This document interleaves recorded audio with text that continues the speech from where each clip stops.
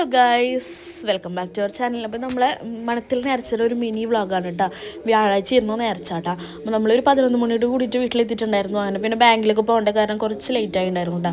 നമ്മുടെ വീട്ടിൽ നിൽക്കുമ്പോൾ തന്നെ നിങ്ങൾക്ക് വീഡിയോയിൽ കാണാം, വീട്ടിൽ മുറ്റത്തിൽ കൂടെ തന്നെ ഇങ്ങനെ കാഴ്ച പോകണമെന്നൊക്കെ കാണാം കേട്ടോ. ആനയും കൊട്ടും കാര്യങ്ങളൊക്കെ കുഞ്ഞേട്ടൻ്റെ കാഴ്ച തന്നിട്ടത്. കുഞ്ഞേട്ടൻ്റെ കാഴ്ചയിലൊരു സെറ്റിങ്സ് ഇവിടെ നിന്നിട്ടാണ് ആവാറും. മിഥുൻ്റെ അച്ഛനും വന്നപ്പോൾ അമ്മ വന്നിട്ടുണ്ടായിരുന്നു. അപ്പോൾ കൊച്ചാപ്പി അങ്ങോട്ട് പോയി പൊടിക്ക് നാണായിട്ട് എന്താവും ഇവിടെ തന്നെ നിന്നു കേട്ടോ.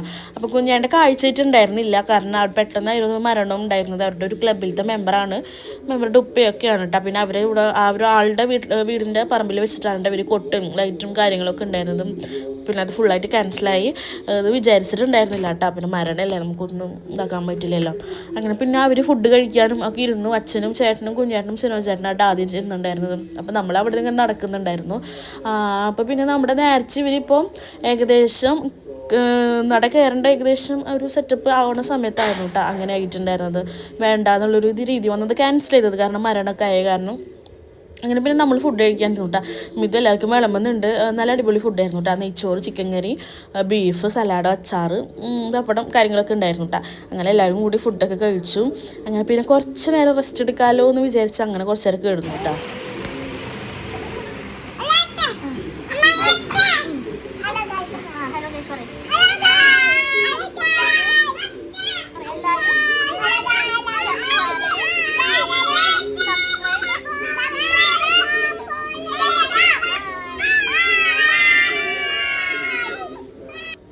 അപ്പോൾ ഇതാണ് കേട്ടോ നമ്മൾ റെസ്റ്റ് എടുക്കണ കാര്യങ്ങളൊക്കെ. അങ്ങനെ പിന്നെ അമ്മായി വന്നിട്ടുണ്ടായിരുന്നു. അമ്മായി നമുക്ക് പായസമൊക്കെ ആയിട്ടാണ് വന്നിട്ടുണ്ടായിരുന്നു കേട്ടോ. പാലട അടപ്പായസമൊക്കെ ആയിട്ട് വന്നിട്ടുണ്ടായിരുന്നു. അമ്മായി ഒരു ഫംഗ്ഷൻ കഴിഞ്ഞിട്ട് വരുമായിരുന്നു കേട്ടോ. ഇതൊക്കെ കുഞ്ഞായിട്ട് ഫ്രണ്ട്സാണ് കേട്ടോ. അപ്പോൾ ഞാൻ വീഡിയോ ആയിട്ട് ചെന്നപ്പോൾ അവർ അതിലോരോന്നും ഇങ്ങനെ പറയുമായിരുന്നു കേട്ടോ.